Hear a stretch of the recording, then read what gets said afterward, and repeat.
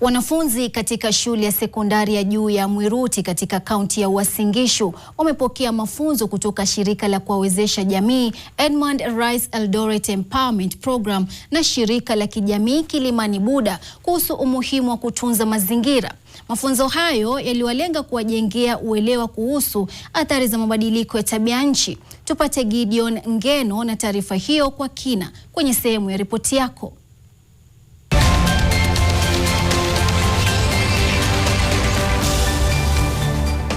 Uhifadhi wa mazingira unaendelea kuwa swala muhimu, hasa wakati jamii zinakumbwa na athari za mabadiliko ya tabia nchi na uharibifu wa mazingira. Kama njia mojawapo ya kuadhimisha siku ya mazingira, wanafunzi katika shule ya upili ya Mwiruti wamepata mafunzo ya uhamasishaji kuhusu umuhimu wa kutunza mazingira na kuishi katika njia endelevu.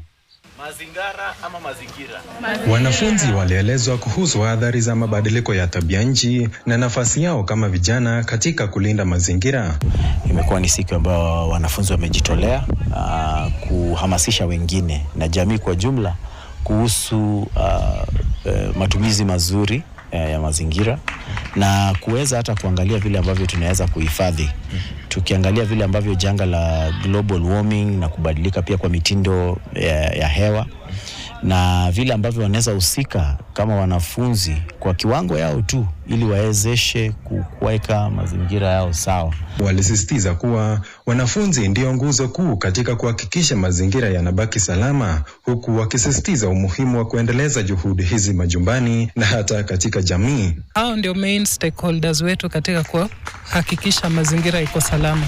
Ujumbe wangu kwao ni kwamba wajitokeze, wapende kazi, watunze tu sio mazingira ya shule ya upili ya Mwiruti, bali wapende hata mazingira ya kwao nyumbani. Tumetaka kuwezesha wanafunzi, walimu, hata pia na wazazi kuhusu jinsi ya kulinda mazingira, jinsi ya kusafisha, jinsi ya kuwezesha kwamba tuweze kuwa pali pasafi.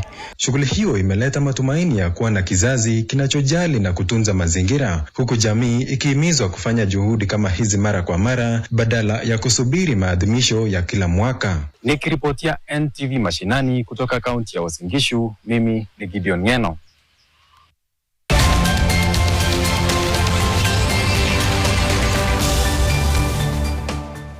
Haya basi, hata nao ukitaka kushiriki katika makala ya ripoti yako, unachofaa kufanya tu ni kuchukua simu yako ya smart, chukua video yoyote inayofiki kuwa taarifa, kisha tutumie. Tutaihariri na kuipeperusha papa hapa ndani ya jiko letu la NTV Mashinani.